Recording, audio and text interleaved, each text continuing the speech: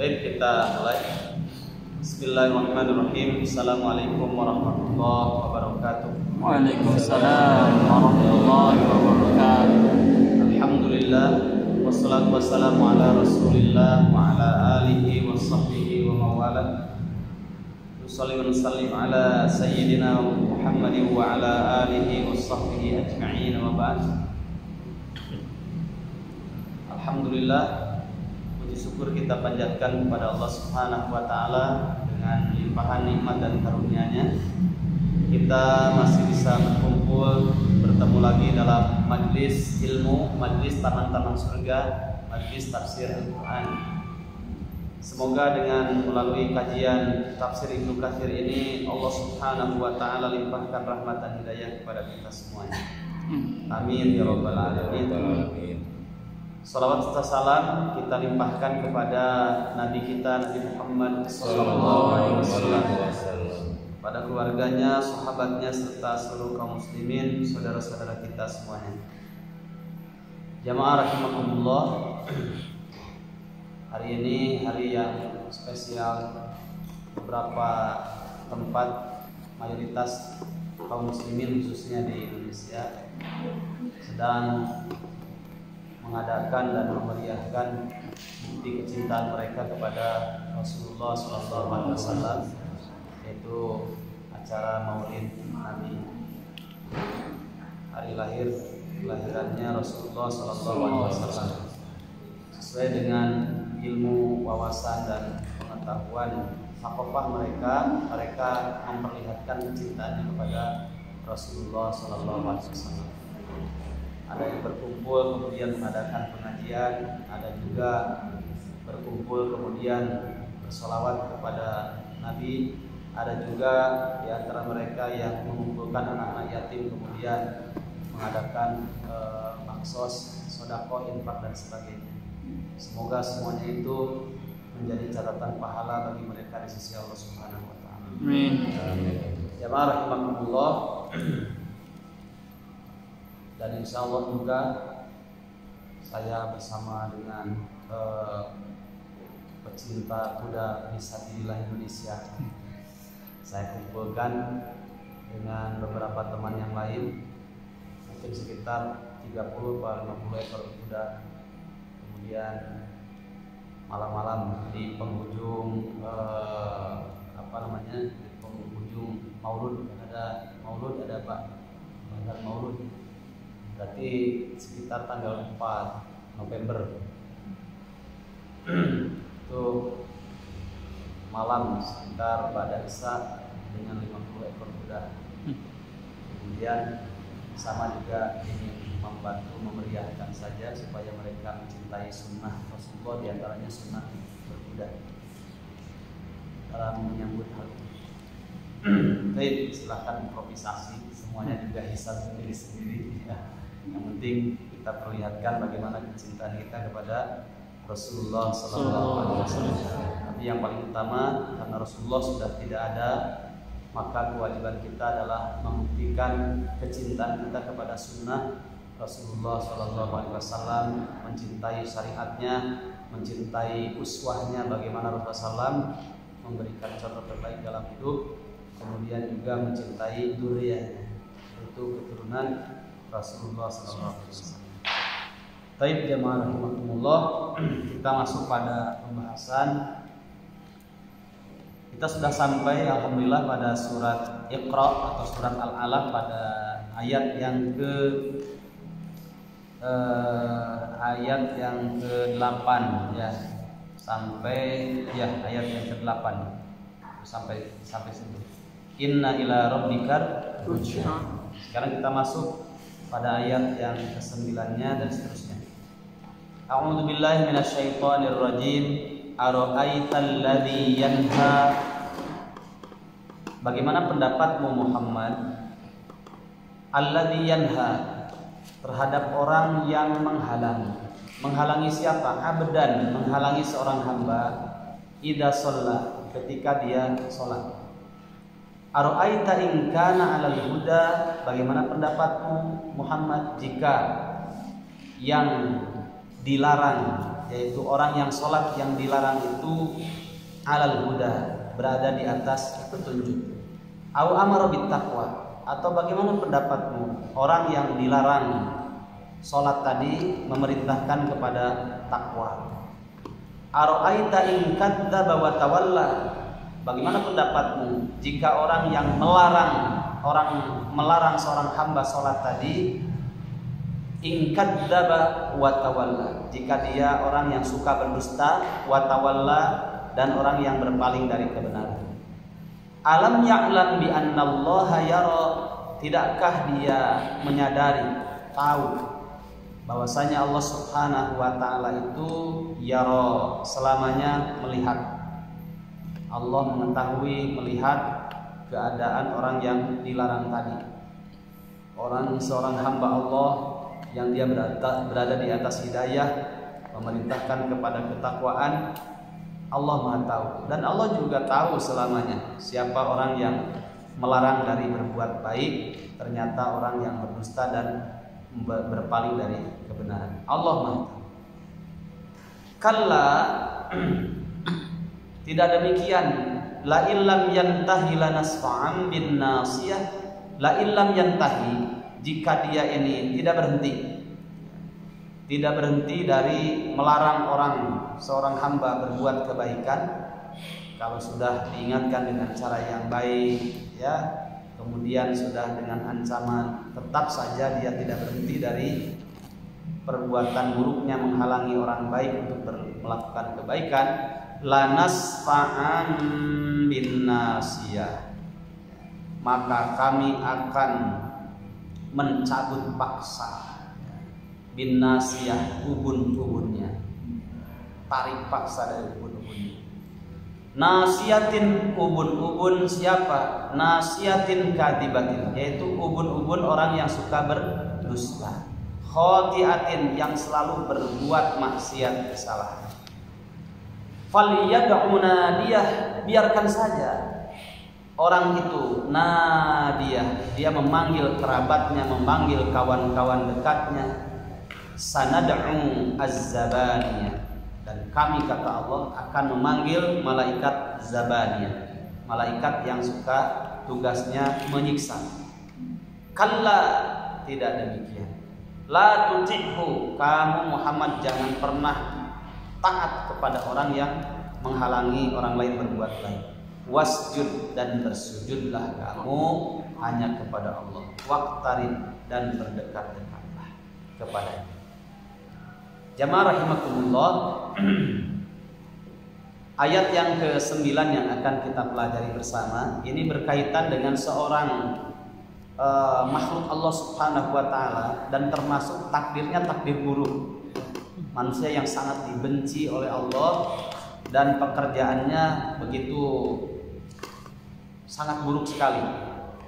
Ada di sana yang mengusung kebaikan, Nabi Muhammad SAW dan para sahabatnya, dan ada juga yang mengusung kebatilan, itu saling tarik menarik, yang digawangi oleh Abu Jahal.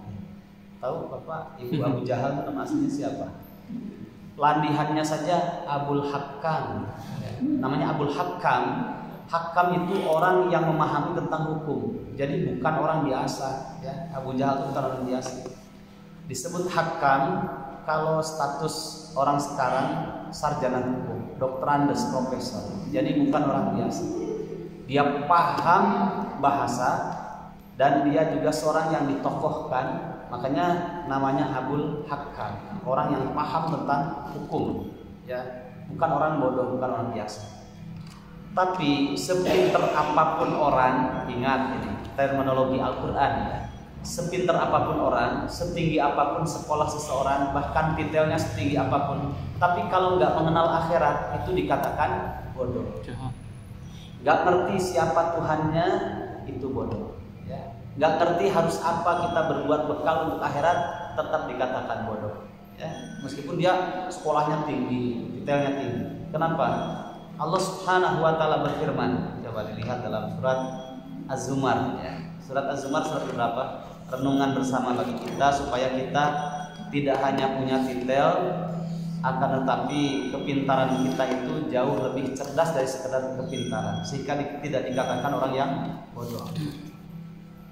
Karena hakikatnya orang yang pintar itu adalah orang yang cerdas, itu adalah orang yang paham tentang akhirat. Dalam surat Az-Zumar ayat yang ke-64 Allah Subhanahu wa Ta'ala mengingatkan kita. A'udzubillahi minasyaitonirrajim.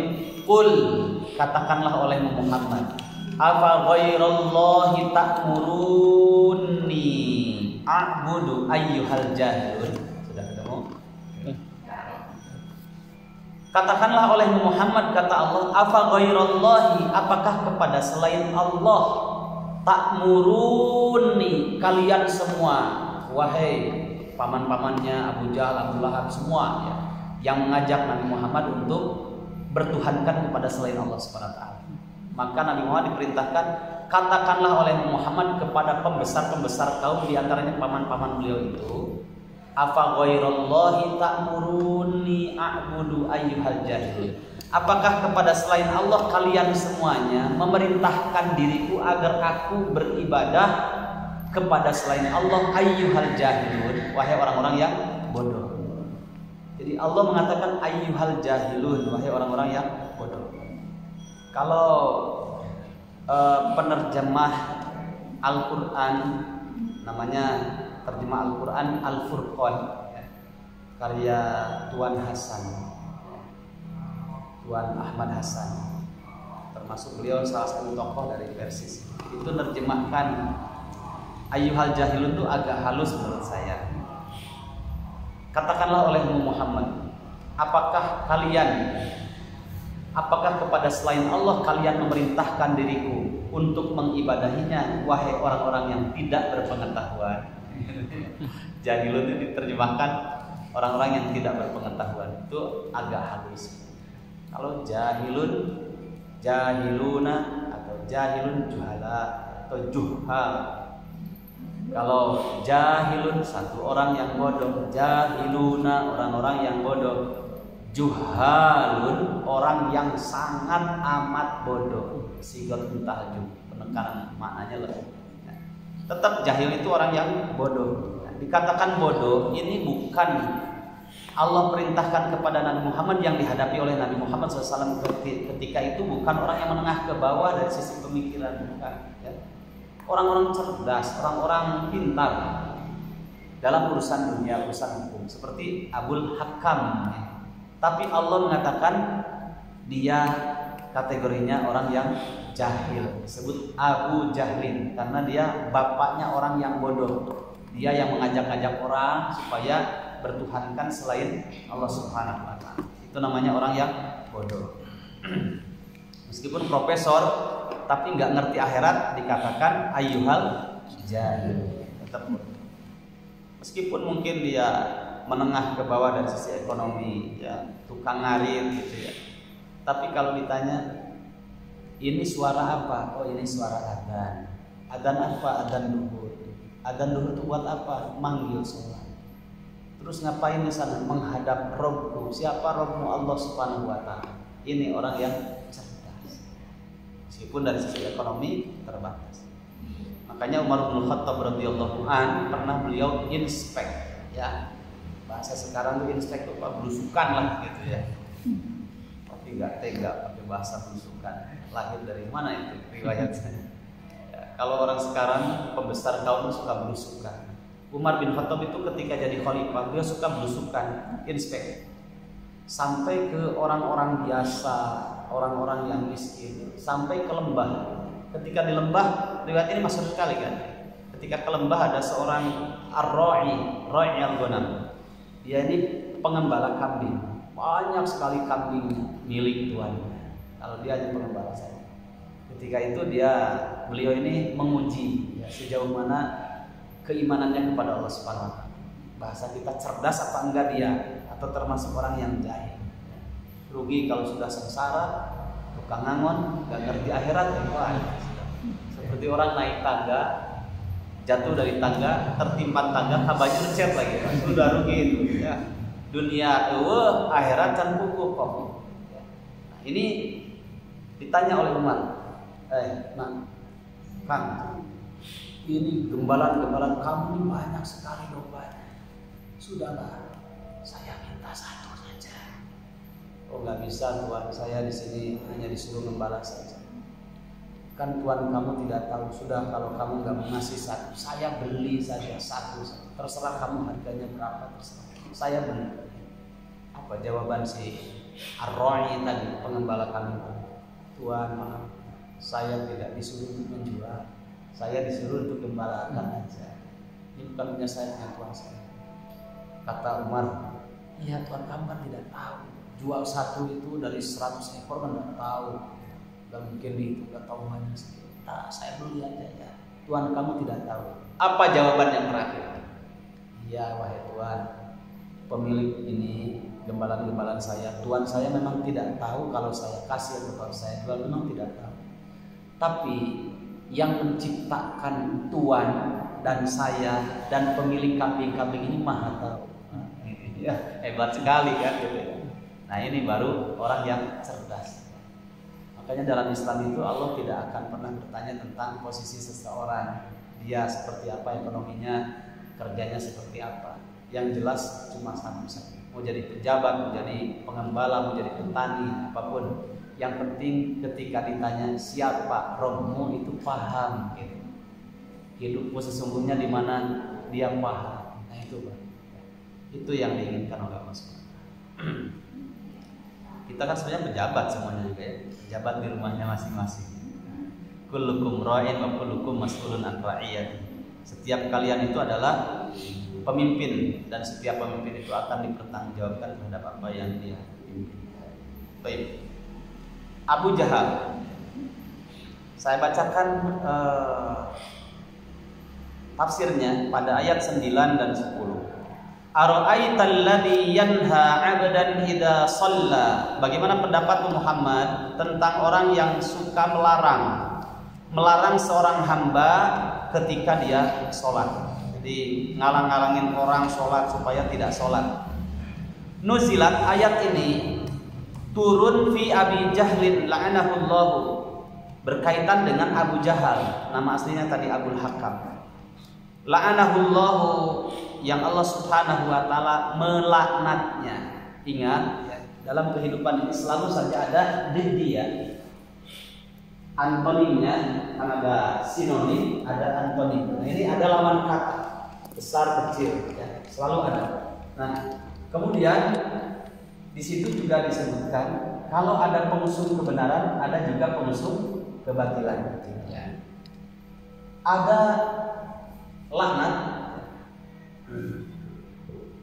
itu kalimatnya la'anahullahu. Ayat ini berkaitan dengan Abu Jahal yang Allah Subhanahu wa taala melaknat. Nah, ini laknat, lawannya apa? Coba. Apa coba laknat lawannya? Rahmat.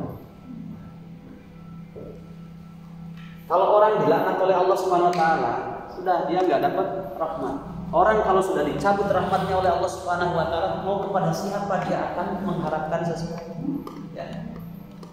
Makanya orang yang paling buruk itu orang yang dicabut oleh Allah Subhanahu wa taala rahmatnya dari hamba, dari orang. Kalau sudah rahmat diambil, ganti dengan laknat. Makanya bagaimana supaya hidup ini selalu mendapatkan rahmat Allah Subhanahu wa taala. Kalau rahmat diberi, laknatnya menjauh. Tapi kalau sudah dilaknat, sudah Itu kesempatan untuk mendapat rahmat itu kan susah ya. Tidak semua orang. La'anahullahu, Allah Subhanahu wa taala melaknat Abu Jahal.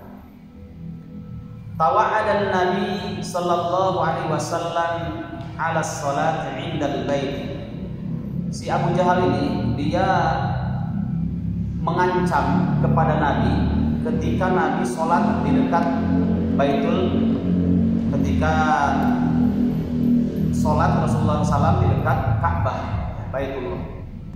Fawa'adahu ta'ala billati hiya ahsanu awwalan.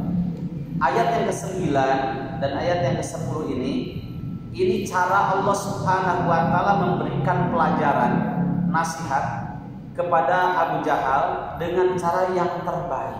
Jadi halus bahasanya. Nabi mau sholat, dia kan mengancam. Nanti riwayatnya di sini saya bacakan. Sampai Allah Subhanahu wa taala mengancamnya dengan cara yang keras.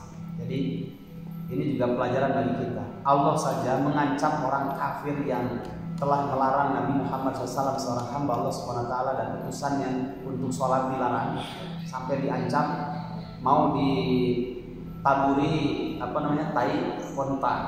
Itu kan ancamannya dari Abu Jahal. Nabi ini kekasihnya, ngajak kebaikan, bertauhid kepada orang beriman. Kemudian Abu Jahal, si Abdul Hakam ini, dia sampai melarang Nabi, kemudian mengancam Nabi untuk melakukan sholat, diancam. Otomatis Allah Subhanahu wa taala marah, kekasihnya begitu, marah.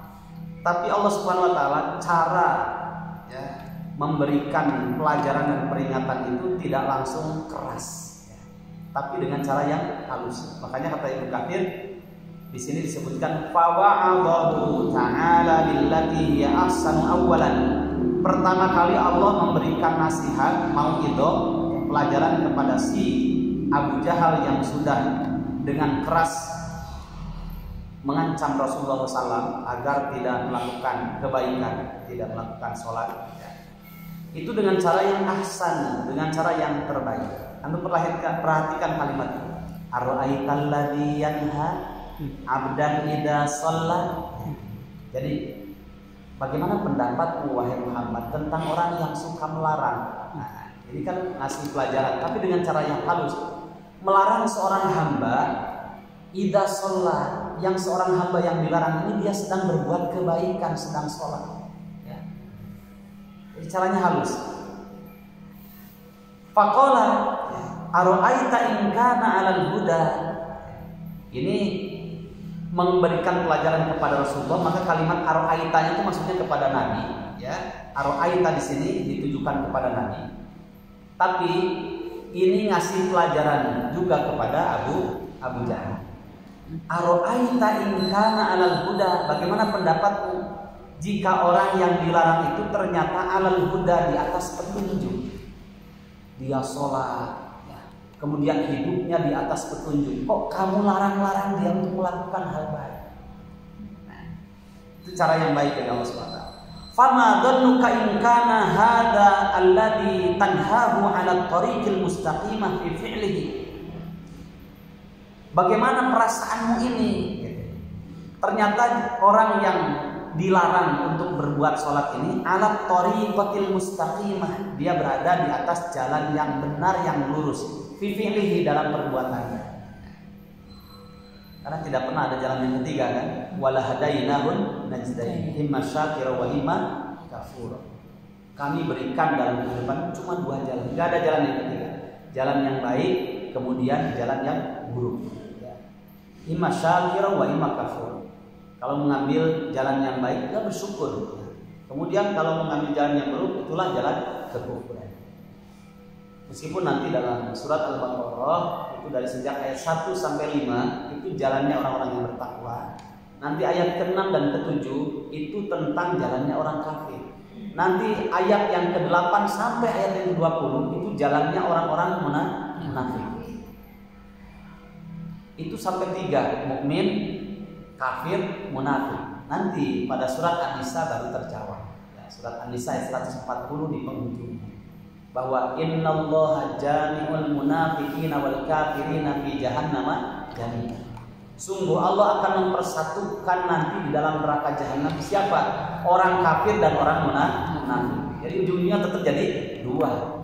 Jalan orang mukmin, jalannya orang kafir. Orang munafik akbar masuk pada jenis kelompok yang kedua. Tidak pernah ada jalan yang ketiga. Jalannya Rasulullah, jalannya si Abu Jahal. Bagaimana perasaanmu? Ternyata orang yang dilarang untuk berbuat baik itu alat thoriqatil mustaqimah. Dia berada di atas jalan yang lurus fi fi'lihi dalam perbuatannya.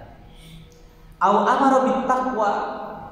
Bahkan orang yang kamu larang itu ternyata dia suka memerintahkan orang lain berbuat takwa. Biqaulihi dengan perkataannya. Ya. Wa anta tuzzirahu wa tawa'adahu ala salatihi. Sedangkan kamu larang dia, kamu ancam dia agar dia tidak melakukan salat. Walihada qala, baru ayat yang ke-14-nya. Jadi kalimat ara'aital ladzi yanha 'abdan idza shalla ara'aita in kana 'alal huda au amara bit taqwa. Itu cara Allah memberikan pelajaran tapi dengan cara yang halus. Ya. Gimana kalau orang yang kamu larang ternyata dia ya orang yang baik, dia buat suka melakukan sholat. Bagaimana kamu perasaanmu ini? Ternyata orang yang kamu larang untuk melakukan sholat, dia ini berada di atas hidayah. Dia suka melakukan, merintahkan orang lain berbuat takwa. Ini kan halus. Ya. Kalau dibahasakan sekarang nih Pak ya, Bu, kamu nggak gimana perasaan orang itu coba suka sodako, orang itu suka ke masjid, orang itu suka saum, ya, orang itu ketemu orang senyum. Kok kamu bilang jangan dekat-dekat dengan orang itu gimana perasaannya? Kemudian kamu jelek-jelekan dia, kamu hardik dia, kamu halangi dia untuk berbuat baik, padahal dia berada di atas kebaikan. Ya, begitu. Dan di sana tidak ada jalan yang ketiga. Berarti kamu ini ada di jalan yang baik apa jalan yang buruk? Ini bahasa halus Allah SWT memberikan pelajaran. Kemudian selanjutnya, setelah itu Allah Subhanahu wa taala pada ayat 14-nya berfirman, alam ya'lam bi annallaha yara. Tidakkah dia ini si Abu Jahal ngerti? Tidakkah si Abu Jahal ini paham ya bahwasanya sesungguhnya Allah Subhanahu wa taala yara, melihatnya. Nah, makanya dalam tafsirnya di sini kata Ibnu Katsir, amma alima hadzal nahi li hadzal muhtadi annallaha yarahu wa yasma'u kalamahu. Tidakkah ngerti si Abu Jahal, orang yang melarang Muhammad ini, tidakkah dia mengerti bahwasanya Allah Subhanahu wa taala itu melihatnya, Allah itu mendengar ucapannya, ya. Apa yang diucapkan oleh Nabi Muhammad, apa yang dilakukan oleh Nabi Muhammad, ya. Allah itu maha mendengar, Allah maha tahu. Tidakkah si Abu Jahal ini ngerti kalau Allah maha melihat, maha mendengar apa yang diucapkan oleh Nabi Muhammad, apa yang dilakukan oleh Nabi Muhammad itu bukan kejelekan, itu kebaikan. Kok kamu larang dia? Wa sayjazihi ala fi'lihi atammal jaza. Dan Allah Subhanahu wa taala akan berikan pahala atas perbuatan baiknya hamba yang kamu larang-larang itu untuk berbuat baik. Atammal jaza, dengan imbalan yang sempurna. Tsumma qala ta'ala mutawaidan wa mutahaddidan wa mutahaddidan. Baru ya, dengan cara yang baik. Ara'aital ladzi yanha 'abdan idza shalla ara'aita in kana 'alal huda aw amara bit taqwa ara'aita in. Nah, baru sampai situ Allah Subhanahu wa taala agak keras di situ. Agak keras. Apa kata Allah Subhanahu wa taala? Kalla la illam yantahi. Nah, ini agak tegas. Kalla la illam yantahi. Lihat saja kalau seandainya si Abu Jahal ini tidak berhenti ya, menghalangi Muhammad, menghalangi hambanya berbuat baik, malah menjadi-jadi, la illam yarji amma huwa fihi minasyaqaqi wal inad.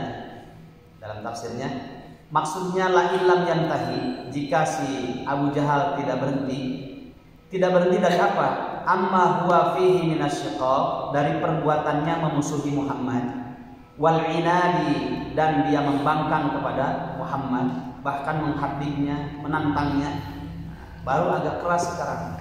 La nasfa'an bin nasiyah, akan kami tarik paksa dari ubun-ubunnya.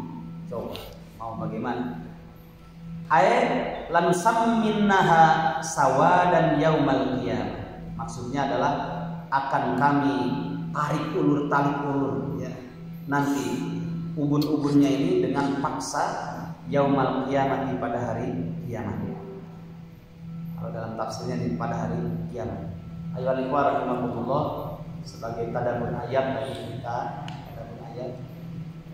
Pernah suatu ketika Rasulullah SAW dalam riwayat Imam Ahmad, hadis panjang sekali, bahwasanya ketika itu ada yang meninggal, dan riwayat ini dari salah seorang sahabat Rasulullah SAW yang menjadi katibnya. Katib itu sekretaris pribadinya Rasulullah SAW.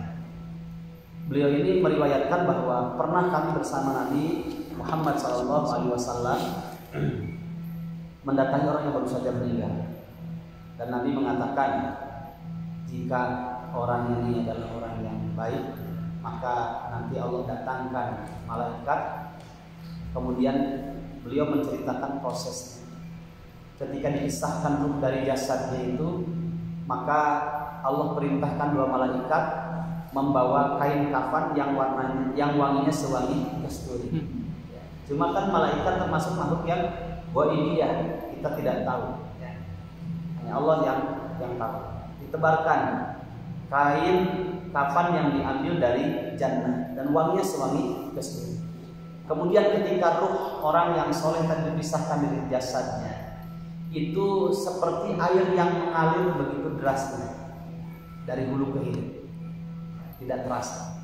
Atau seperti mengambil sehelai rambut dari azin.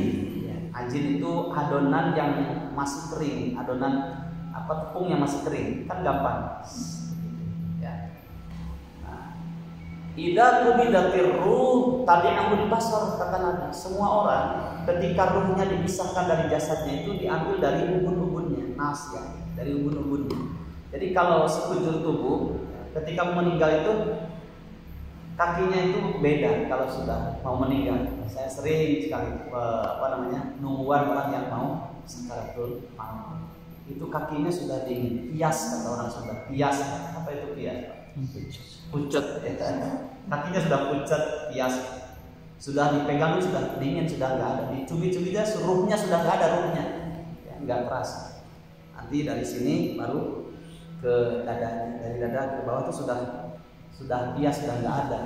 Ruhnya sudah dicabut dikit-dikit, dicabut. Nah, kalau orang baik kan dia sambil berzikir, dia sudah merasakan. Dan kalau itu orang yang istiqomah, bahkan di dalam surat Fussilat ayat 31 sampai 32.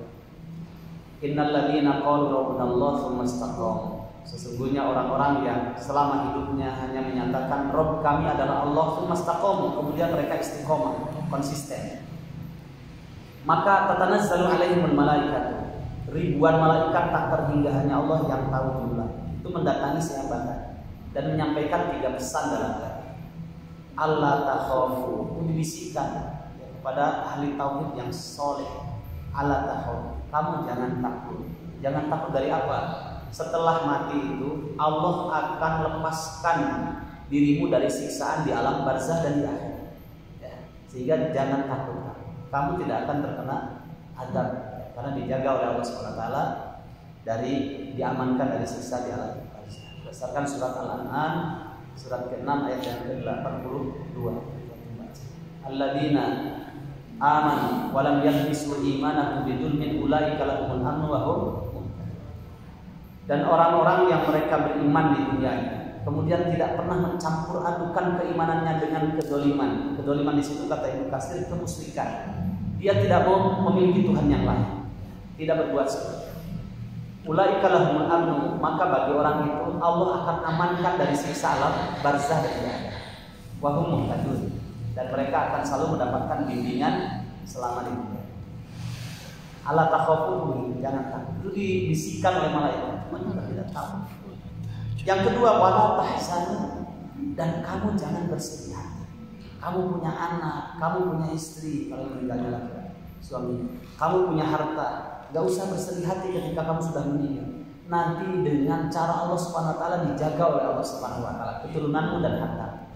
Kalau kita salah, itu dirasakan. Wala tahzanu, jangan bersedih. Kadang-kadang orang ketika menghadapi sakaratul maut itu, dua keadaan itu akan dihadapkan dalam diri. Kebaikan yang selalu dia kerjakan akan datang, dan itu menjadikan dia tersenyum, karena itulah yang membahagiakan dia. Tapi ada juga dosa-dosa dan maksiat, dosa yang orang tahu atau dosa yang masih dia lazimi, kemudian dia tutup-tutupi. Nanti ketika menghadapi sakaratul maut itu akan hadir, ya. Dan setan menumpangi hal itu supaya di akhir hayatnya dia tidak mengucapkan la ilaha illallah. Makanya disunahkan, ya, kalau ada orang yang sedang menghadapi sakaratul maut, jangan kita diamkan, ya. Bacakan ayat-ayat Al-Quran supaya dia tenang menghadapi akhir hayat itu. Atau lebih dari itu, dia tuntun, ditalkin supaya mengucapkan dua kalimat syahadat atau kalimat tauhid la ilaha illallah. Karena kata Nabi, man kana akhiru kalamihi la ilaha illallah dakhalal jannah. Dalam riwayat Bukhari, siapa yang akhir hayatnya mengucapkan la ilaha illallah dakhalal jannah, dia akan masuk jannah, ya. Jangan dibiarkan. Itu keadaan paling berat, ya. Kata Umar bin Abdul Aziz, salah seorang khalifah, dia mengatakan, sepanjang hidup manusia itu tidak ada yang paling menguji hati seseorang, paling menegangkan, kecuali keadaan ketika dia menghadapi sakaratul maut, ya. Maka harus dibantu, jangan. Kita lanjutkan riwayat tadi. Ketika Rasul mengatakan demikian, idza qubidatir ruh tabi'ahul basar. Kalau ruh itu mau dicabut dari ubun-ubunnya, kan di sini tarik oleh malaikat. Ini 70 kesempatan dari 24 jam sehari semalam, malaikat itu sudah di atas ubun-ubun kita, malaikatul maut. Tinggal nunggu aja kata Allah. Baik ada sebab ataupun tidak ada sebab. Sebab sakit, sebab tabrakan atau tidak ada sebab. Sudah waktunya memang mati. Cabut, ya sudah cabut. Ketika dicabut itu tabi'ahul basar.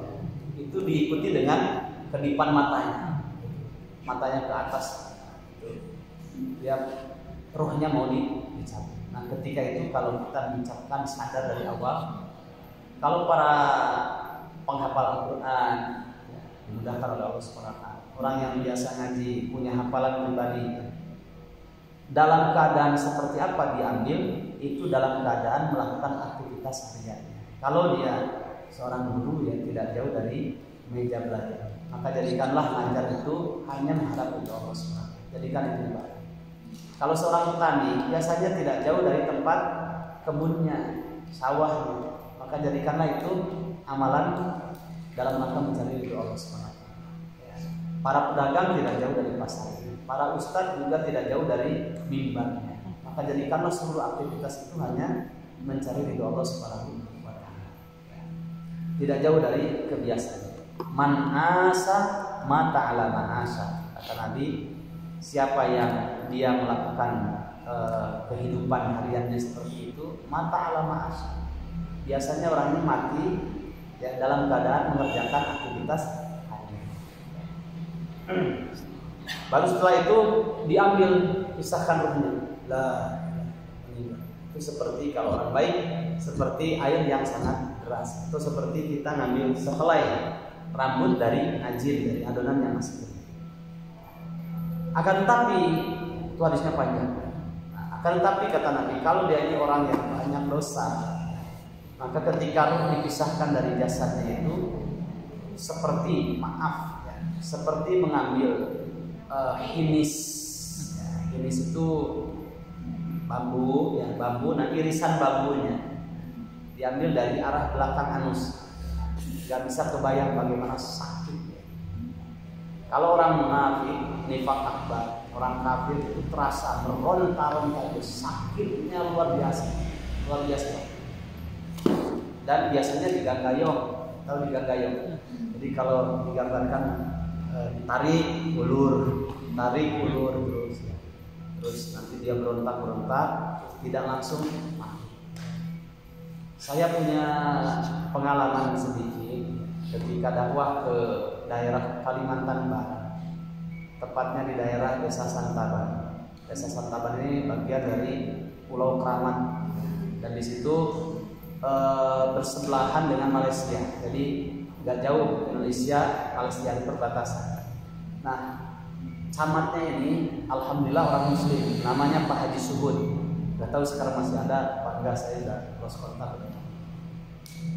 Pak Haji Suhud ini dia seorang muslim, terus dia jadi camat di sana. Beliau ini masya Allah cerita.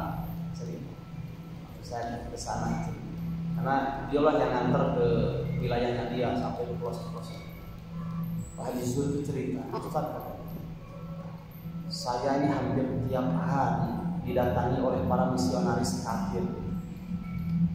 Nah, karena ustadz-ustadz yang dakwah itu hanya beberapa saat saja terus pulang, sedangkan mereka hampir tiap hari ngasih buku, terus ngasih juga alat-alat, ngasih Bible, macam-macam, dan saya didakwahi terus. Hampir saja saya melepaskan agama Islam saya. Tapi Allah Subhanahu wa taala yang Maha Kuasa masih sayang ke saya. Itu bahasanya masih sayang ke saya. Makanya saya diingatkan dengan cara Allah Subhanahu wa taala. Saya tanya, gimana Pak Haji cara mengingatkan? Jadi saya kan punya rakyat non muslim itu jauh lebih banyak jumlahnya. Sedangkan yang muslim hanya sedikit saja di wilayah saya. Tapi setiap ada orang muslim yang meninggal, padahal di sini kan awam Ustaz, nggak pernah melihat suasana kematiannya seperti kematiannya orang kafir yang punya kedudukan. Jadi kalau orang muslim yang meninggal, ya tenang saja, nggak merontak. Tapi kalau orang kafir, meskipun dia mungkin orang tokoh lah, itu ketika meninggalnya ngeri.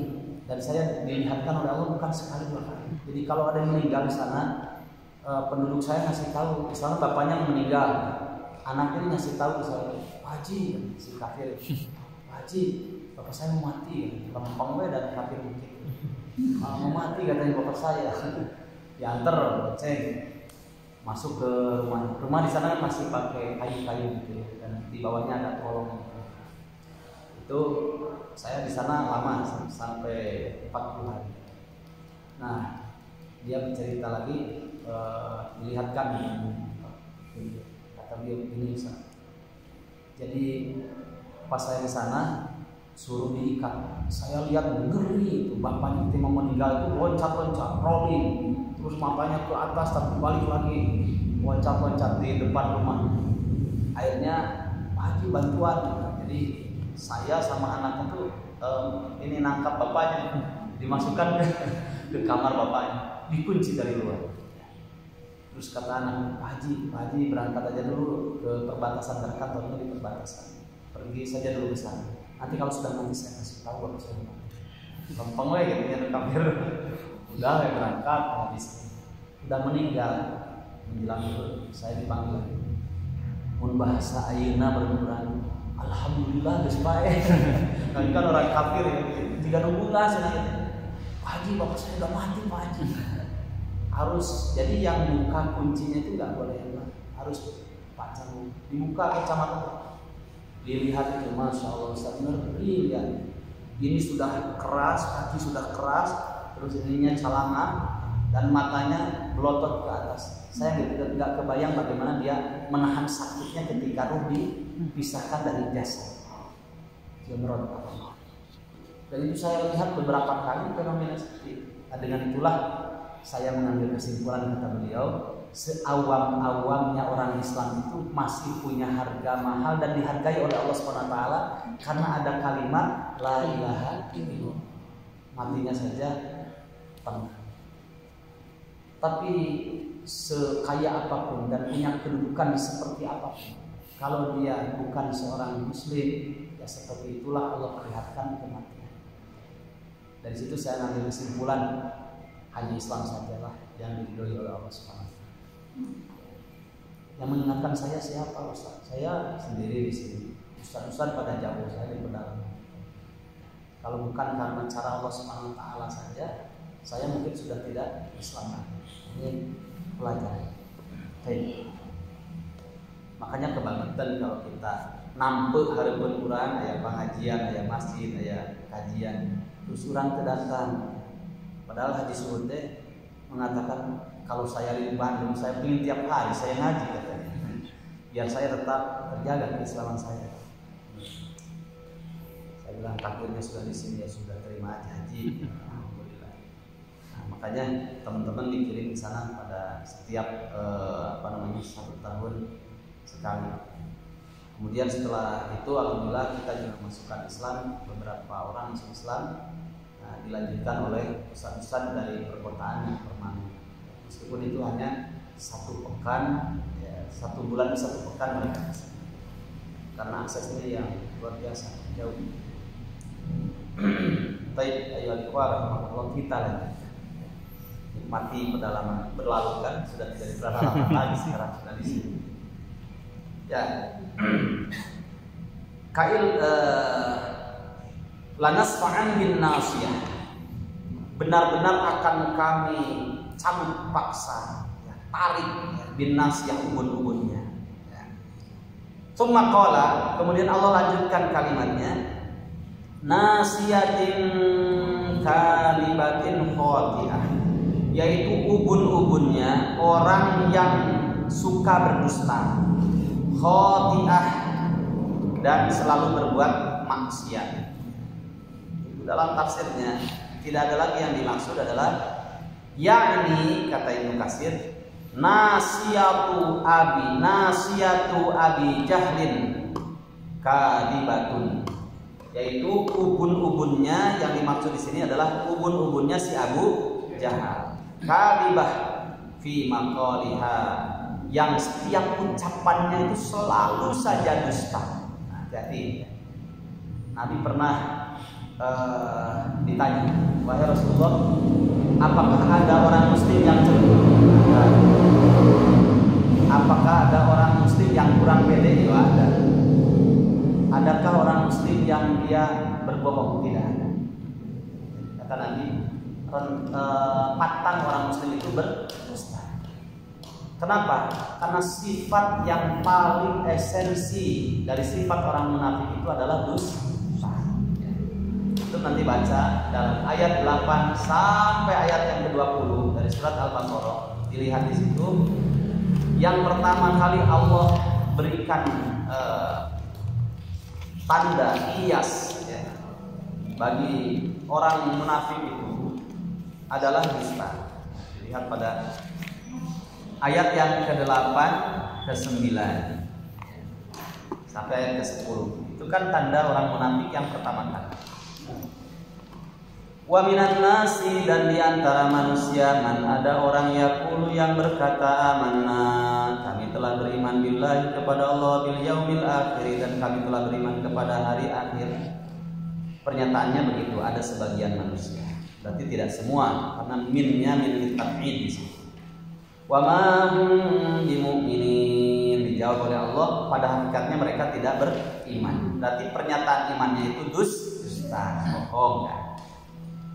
Pada ayat 9-nya yukhadi'una, mereka hendak menipu. Kalau menipu dengan cara apa? Berbohong, bohong, kan? Yukhadi'una, mereka hendak menipu siapa? Allah. Menipu siapa lagi? Walladzina, yaitu orang-orang amanu yang beriman. Allah ditipu, orang beriman ditipu. Kata Allah, wa ma yakhda'una, dan tidaklah mereka itu menipu illa anfusahum, kecuali menipu dirinya mereka sendiri. Wa ma yashkurun, tapi mereka tidak sadar. Orang kalau sudah biasa berdusta, ya, itu dia tidak merasa kalau dirinya orang yang sedang berdusta. Makanya bahayanya orang berdusta, al-kadzabu la yusaddaqu wa yusaddaqu. Itu harus diterima itu, ya. Orang yang biasa berdusta itu tidak akan pernah dipercaya orang. wa in saduqa, meskipun kadang dia melakukan perkataan yang benar. Itu efek dari berdusta. Hati sifat orang munafik. Kenapa mereka tidak sadar padahal mereka sedang menipu dirinya sendiri. Fi qulubihim, di dalam hatinya mereka maradun, itu ada penyakit. Fazadahumullahu, kemudian Allah tambahkan lagi penyakitnya, marad. Orang kalau sudah sakit, ya, ditambah sakitnya lagi oleh Allah Subhanahu wa taala karena dia tidak meminum obat isi Al-Qur'an tapi malah meminum racun berupa hawa nafsu. Kira-kira bertambah baik sembuh atau tidak? Sakit, dia malah minum racun, tambah sakit. Ini dalam bahasa Arab disebut istafhala marduhu, sakitnya bertambah kronis. Nah, maka sudah ada penyakit dalam hatinya, tambah lagi penyakit oleh Allah karena dia salah mengambil langkah, bukan minum obat tapi minum racun. Walahum, dan bagi mereka ada siksaan alimun yang sangat pedih. Kenapa kok disiksa dengan siksaan yang sangat pedih? Bima kanu yakdimun, disebabkan mereka berbuat dusta. Kesananya sifat yang lain. Sifat yang lain itu lahir karena diawali karena sifat dusta. Nah, ini hati-hati sifat orang munafik, dusta. Makanya di sini dikatakan, ya, nanti sebelumnya antum melihat pada ayat yang ke-13, di situ ada kalimat ara'aita in kadzdzaba wa tawalla. Itu sifatnya kadzdzaba wa tawalla. Seorang punya sifat tawalla, ya, berpaling karena dari sejak awal dia tidak jujur dengan kebaikan, malah kadzdzaba, mendustakan kebenaran, sehingga mudah untuk menyimpan. Ini sifatnya Abu Jahal. Makanya kata Allah pada ayat yang ke-16-nya, nasiyatin, yang akan dicopot, ya, diambil paksa, ya, dari arah kepalanya, ubun-ubunnya itu adalah nasiyatin kadibah, ubun-ubunnya Abu Jahal yang biasa dalam ucapannya berdusta. Kadibatin khoti'ah, juga khoti'atun fi af'aliha, selalu saja perbuatannya itu melahirkan maksiat, tidak pernah melahirkan kebaikan, ya, karena didasari oleh dusta akan melahirkan perbuatan yang pasti buruk. Itu perbuatannya Abu Jahal. Ini kira-kira kalau orang sudah disebutkan dalam ayat, ya, itu harapannya ke siapa lagi dia menyadar? Sudah dikatakan oleh Allah kadzdzaba wa tawalla, Allah katakan nasiyatin kadibatin khoti'ah, sudah jelas ini Abu Jahal. Ini orang yang paling buruk hidupnya, jalan yang paling buruk. Faliyad'u nadiyah, biarkan saja kata Allah, dia biar menyeru, mengajak saudara-saudaranya, keluarga-keluarga besarnya, biarkan saja. Dia memanggil kawannya agar kawan-kawannya dan teman-temannya itu membantu dia, biarkan saja. Karena ada beberapa hadis sahih di sini tentang pernyataannya Abu Jahal sebagai izinnya, bencinya kepada Rasulullah SAW. Saya bacakan salah satunya riwayat At-Tirmidzi, hadis sahih. Imam Ahmad juga meriwayatkan. Wa rawa Ahmadu wa Tirmidzi wa Nasa'i wa Ibnu Jarir wa hadza lafdhuhu an Ibnu Abbas. Imam Ahmad meriwayatkan, Imam At-Tirmidzi, An-Nasa'i dan Ibnu Jarir juga meriwayatkan. Dan ini lafadznya dari jalur Ibnu Abbas. Qala, Ibnu Abbas berkata, kana Rasulullah sallallahu alaihi wasallam yusalli 'indal maqami. Pernah suatu ketika Rasulullah sallallahu alaihi wasallam, biasakan kalau disebut nama Rasul bersolat, ya. Pernah suatu ketika Rasulullah Sallallahu Alaihi Wasallam sholat di dekat makom. Jangan salah ya, ada makom, ada makam. Karena dulu ada salah seorang penceramah sebulan, mudah-mudahan karena terlalu cepat dia berbicara lagi orasi, itu mengucapkan, kata beliau, salah satu di antara tempat yang mustajab itu di Makkah, di antaranya adalah dekat makam Ibrahim, dekat makomnya Ibrahim, makamnya Ibrahim. Jadi Nabi Ibrahim dikuburkan di sana. disebutnya makam, padahal bukan. Makom itu diambil dari koma yakum, berdiri. Makom adalah tempat berdirinya Nabiullah Ibrahim ketika membuat Ka'bah. Ya, disebut makom. Biasanya kalau kita umrah atau haji ada tanda di situ kan? Ya, ada tanda. Jadi kalau kita lihat di situ ada tapak bekas telapaknya kedua atau kakinya siapa? Nabi Ibrahim. Jadi makom itu bekas tempat berdirinya Nabi Ibrahim ketika membuat Ka'bah, bukan makam lain. Bukan makam. Hati-hati. Makam beda lagi, makom beda lagi. Ada yang ceramah terlalu cepat sampai ketika menjelaskan tentang hadis di antara 7 dosa besar ya yang disebutkan oleh Nabi, ittaqu as-sab'al mubiqat. Orang kalau terlalu cepat kadang keliru.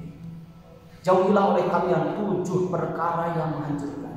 Salah satunya kan disebutkan adalah aklu malil yatim, memakan harta anak yatim. Itu yang benar. Tapi karena cepatnya termasuk di antara 7 dosa dan memakan anak yatim.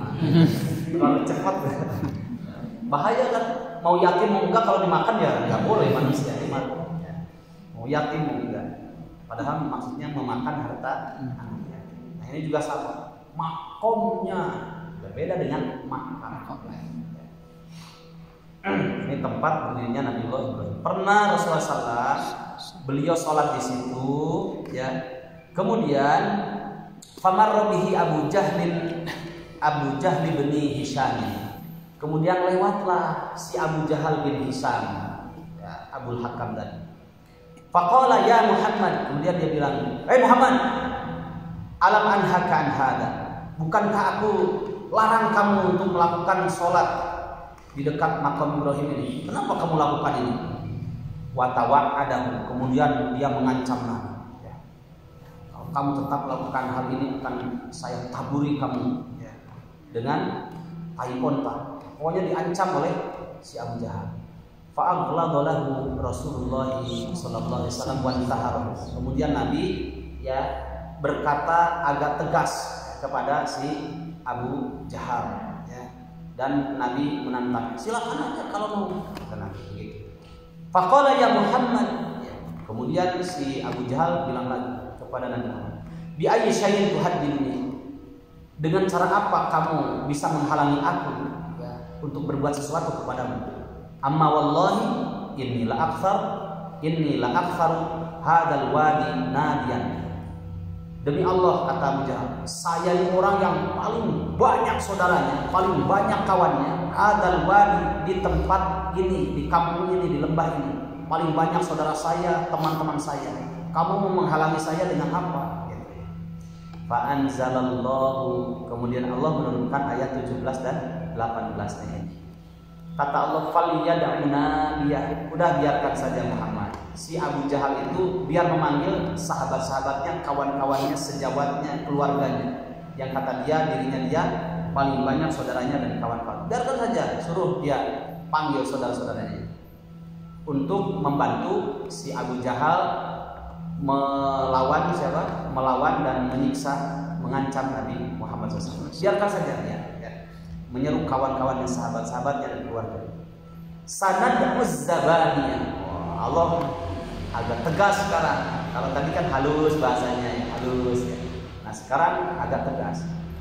Biarkan saja dia memanggil keluarganya, kawan-kawannya, sahabat-sahabatnya. Kami, kata Allah, sanad zabani, kami yang akan memanggil malaikat zabani, malaikat yang khusus ya, menyiksa mereka orang-orang yang membangkang kepada Allah dan Rasul. Wa qala Ibnu Abbas melanjutkan, lauda'a nadiyah, kalau benar ternyata si Abu Jahal ini memanggil saudaranya, kawannya, sahabat-sahabatnya, la akhadathu malaikatul adabi min sa'atihi, benar-benar pasti malaikat adab itu, zabaniyah tadi, itu akan memanggil, menyiksa si Abu Jahal min saati, pada waktu seketika pun. Kalau benar si Abu Jahal ini memanggil sahabatnya, keluarganya. Makanya kata Allah Subhanahu wa taala di sini sanad muzzabaniyah. Biarkan saja, faliyadina dia sanad muzzabani. biarlah kami yang akan nanti memanggil malaikat Zabaniyah.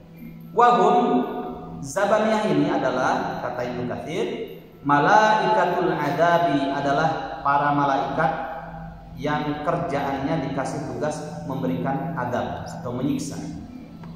Hatta ya'lama, supaya si Abu Jahal nanti tahu, mayyablimu ahzabuna ahizbuna au hizbu, supaya dia tahu ya, mana yang akan menang ini adalah kelompok kami atau kelompoknya si Abu Jahal. Nah, begitu. Ayuhal ikhwah rahimakumullah, ini juga menjadi sebuah pelajaran bagi kita bahwa Allah Subhanahu wa taala akan selalu ya menolong dengan cara Allah Subhanahu wa taala siapa saja di antara hamba-hambanya yang dia tetap berjuang di atas jalan yang benar, memperjuangkan kebenaran. Tidak usah silau, tidak usah silau, tidak usah takut. Dan sebesar apapun kekuatan mereka orang-orang kafir untuk menggulingkan syariat Allah Subhanahu wa taala tetap lemah, karena tidak ada yang bisa melebihi Allah Subhanahu wa taala. Bahkan dalam hadis qudsi Allah Subhanahu wa taala berfirman, al-izzatu izari wal kibriyatu ridai faman naza'ani fihima adzab. Dalam hadis qudsi Allah berfirman, al-izzatu izari, kemahamuliaan itu adalah kemahamuliaan ini adalah sarung pakaian. Wal kibriyatu ridai, dan kemahasombongan ini, kemahabesaran, kemahagungan adalah selendang milikku. Faman naza'ani fihi ma'adzabtu, maka siapa saja yang mengambil salah satu di antara dua sifat ini, ya, maha mulia dan maha gagah ini, diambil oleh manusia, adzabtu, akan aku siksa dia. Kemudian dilanjutkan hadis yang selanjutnya, masih hadis qudsi. Allah Subhanahu wa taala berfirman, man adani waliyan faqad adantuhu bil harbi. Siapa saja ada orang yang memusuhi waliku, ya, waliku itu siapa saja? Apa sih yang dikatakan wali? Ya, bukan hanya wali songo. Tahu wali? Wali itu bukan hanya wali murid, ya, bukan hanya wali santri. Yang disebut wali itu dalam definisi hadis ini, siapa saja yang memusuhi waliku, kata Allah, faqad adantuhu bil harbi, maka aku kumandangkan berperang bersama. Sekarang kalau berperang dengan manusia saja itu hal yang biasa, kadang menang, kadang kalah. Ini berperang dengan Allah pasti kalahnya, gitu ya, pasti kalahnya, tidak mungkin menang. Siapa wali di sini? Coba dilihat definisi wali yang disebutkan oleh Allah Subhanahu wa taala dalam firman-Nya. Surat ke-10, surat apa itu? Surat Yunus. Surat Yunus. Ayat ke-62 dan 63. A'udzu billahi minasyaitonir rajim. Ala inna awliya Allahi, ala ketahuilah, inna awliya Allahi, sesungguhnya wali-wali Allah itu, la khaufun alaihim, tidak ada rasa takut atas diri mereka, wala hum yahzanun, dan mereka tidak pernah bersedih hati. Tidak pernah takut terhadap apa yang akan dia hadapi, dan tidak pernah bersedih hati terhadap sesuatu yang sudah terjadi. Alladzina amanu, yang disebut wali-wali Allah itu adalah mereka orang-orang yang beriman, wa kanu yattaqun, dan mereka terus meningkatkan ketakwaannya. Dua itu, siapa yang beriman kemudian terus meningkatkan ketakwaannya, itulah yang disebut dengan wali-wali Allah. Lahumul busra fil hayatid dunya wa fil akhirah, bagi mereka ada berita gembira baik dalam kehidupan dunia maupun dalam kehidupan akhirat. Salah satu berita gembiranya, kalau mereka tetap berada di atas keimanan dan ketakwaan, Allah akan berikan pertolongan penuh kepada hamba-Nya, pasti. Tidak mungkin tidak. Nah, itu pelajaran besar. Makanya kalau lihat taring-taring orang-orang kafir lengkap dengan persenjataannya, lengkap dengan aksesoris kekafirannya untuk menggulingkan keislaman, menggulingkan syariat Islam, tidak usah. Ya. Teori-teori yang mereka bikin, sistem yang mereka bikin itu tidak bisa mengalahkan sistem yang Allah Subhanahu wa taala tentukan. Gak bisa melawan Allah, kemudian mereka akan tidak mungkin bisa. Itu pelajaran besar ya, supaya kita tidak merasa takut oleh siapapun, karena seluruh rasa takut ini harus kita tumpahkan hanya takut kepada Allah Subhanahu wa taala. Dilihat ayat penghujungnya. Kalla la tuti'hu wasjud waqtarib. Jangan pernah kamu Muhammad taat kepada mereka, orang-orang kafir yang suka menghalangi manusia dari berbuat kebaikan, ibadah. Jangan pernah taat kepada mereka. Wasjud waqtarib. Dan sujudlah kamu hanya kepada Allah, dan berdekat-dekatlah diri kamu kepada Allah. Di sini yakni ya Muhammad, kata Ibnu Katsir, la tuti'hu fi ma yanhaka anhu minal mudawamati 'ala ibadati wa kathratiha. Wahai Muhammad, kamu jangan taat kepada orang yang melarangmu untuk berbuat ibadah terus-menerus. Ada orang yang melarang, nggak boleh gini, nggak boleh gini, jangan taat kepada mereka. Wasolli haitsu syi'ta, tapi sholatlah kamu sekehendakmu, nggak usah dengar aturan mereka. Wala tubali fa innallaha hafizuka wa nasiruka. Nggak usah kamu hiraukan mereka itu, ya, karena sesungguhnya Allah Subhanahu wa taala hafizuka, selamanya Allah akan menjagamu. Wa nasiruka, dan Allah akan menolongmu. Wa huwa ya'simuka minan nas, dan dia Allah Subhanahu wa taala menjagamu dari rongrongan musuh manusia. Rasulullah SAW pernah berwasiat kepada seorang sahabat yang masih muda belia. Kalau masih muda kan biasanya rentan, labil. Tahu ya, labil. Ya, mungkin tadi ada saya pas di belakang mobil dari Tasik ke sini itu ada tulisan di daerah apa itu Garut yang apa namanya, aduh masya Allah, Garut yang pertigaan ini Garut itu Tasik, apa namanya, Nagreg, tanjakan Nagreg. Kalau dari sana kan jalurnya dari satu jalur yang kayak di suasana di Arab, tanjakan, di atasnya ada rel kereta, ada tulisan di situ ya.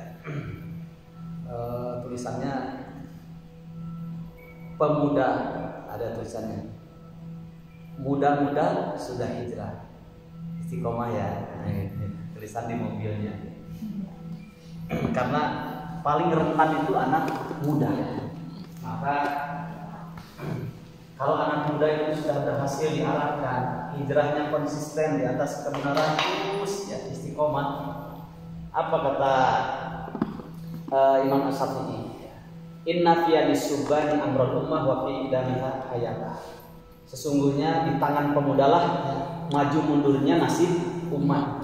Makanya Nabi berwasiat kepada seorang sahabat, yaitu Ibnu Abbas ketika usia 13 atau 14 tahun. Kalimatnya ihfal Allah, ihfadillah yahfalka. Kalau nggak kelihatan sama ibu-ibu kebangetan. Kelihatan nggak? Ihfadillah yahfalka. Kalimat keduanya ihfadillah tajidhu tujah. Tajidhu tujah.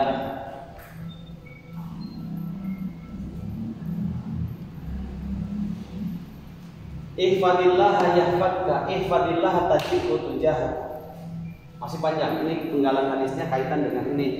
Terus Allah Subhanahu wa taala memberikan keyakinan kepada Nabi Muhammad. Nabi Muhammad saja secara sifat basariahnya bisa saja melihat ancaman-ancaman dari pamannya sendiri, ya, Abu Jahal, Abu Lahab dan yang lainnya. untuk memberhentikan Nabi Muhammad dari berbuat baik, sholat dan yang lainnya termasuk dakwah.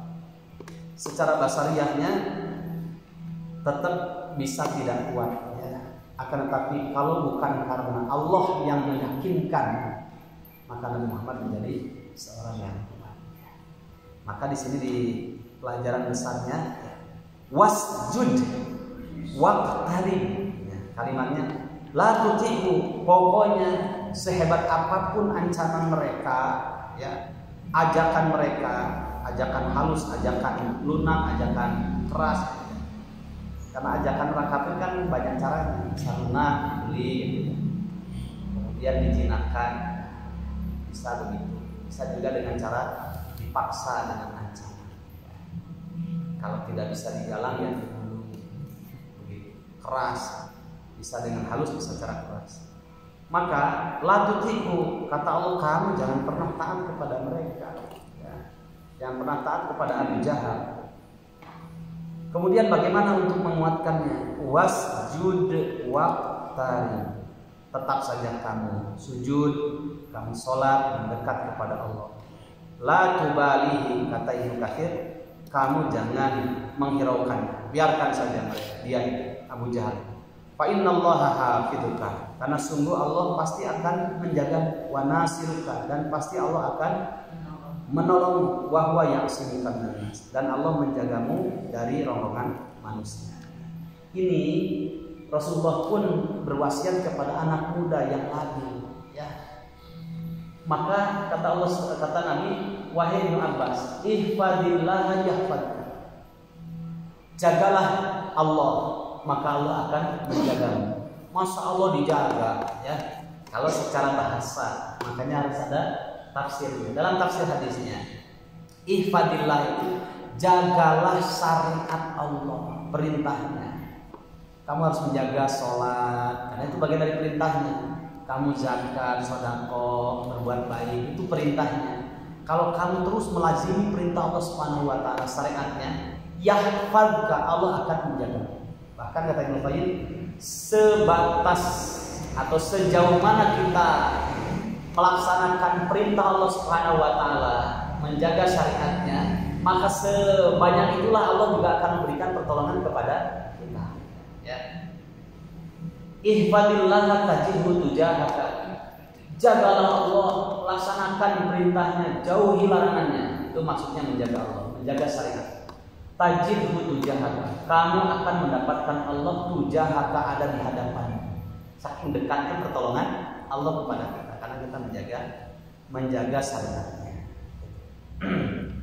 Ayo alaikum, sampai Nabi mengatakan dalam sambungan hadis ini kan panjang.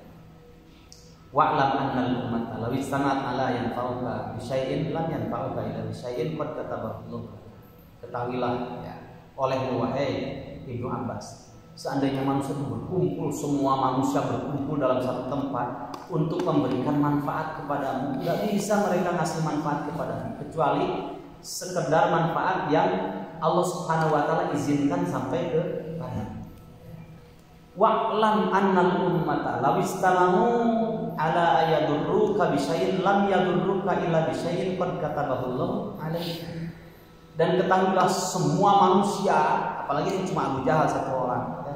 Seandainya seluruh manusia, orang-orang yang benci kepada Allah, kepada syariat Islam, semua orang kafir semua kumpul dalam satu tempat ingin mencelakakan kepadamu, menimpakan madarat kepadamu, itu nggak mungkin bisa terjadi. Madarat itu sampai kepadamu nggak bisa, kecuali sebatas apa yang Allah tetapkan dalam takdirnya itu harus terjadi. Kenapa? Rufi'atil aqlam wajafatis suhuf. Karena pena pencatat takdir itu sudah diangkat dan lembaran-lembaran itu sudah mengering. Tidak ada yang bisa mengubah takdir kecuali doa, dan doa itu juga bagian dari takdir. Maka solusinya di sini dikatakan oleh Allah, wasjud, sudah banyak sujud, banyak ibadah aja kepada Allah Subhanahu wa taala. Waqtarib, dan banyak berdekat-dekat dengan Allah. Supaya kita hanya menyandarkan kepada Allah dan tidak takut dengan ancaman-ancaman siapapun orang yang mengancamnya. Ya. Baik, barakallahu fiikum. Mudah-mudahan yang sedikit ini bisa menambah keyakinan kita, kecintaan kita kepada Allah Subhanahu wa taala, dan banyak-banyak menjadi motivasi untuk banyak meningkatkan kualitas ibadah kepada Allah Subhanahu wa taala. Terakhir, ini ada satu hadis menjelaskan sedikit ya hak ilmu yang harus saya sampaikan. Kalimat terakhir ada kalimat wasjud waqtarib.